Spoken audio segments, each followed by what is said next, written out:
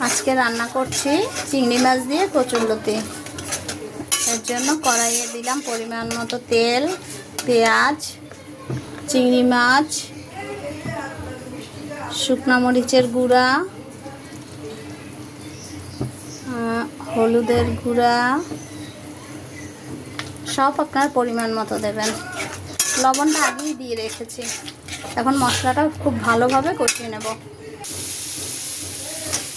কচুরলতিটা ভাপিয়ে রেখেছিলাম, এটা দেশি কচুরলতি, সেই জন্য একটু ভাপিয়ে রেখেছিলাম।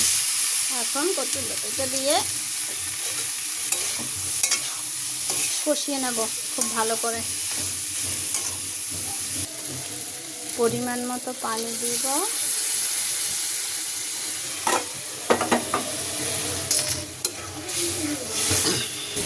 তৈরি হয়ে গেল আমার চিংড়ি মাছ দিয়ে কচুরলতি রান্না।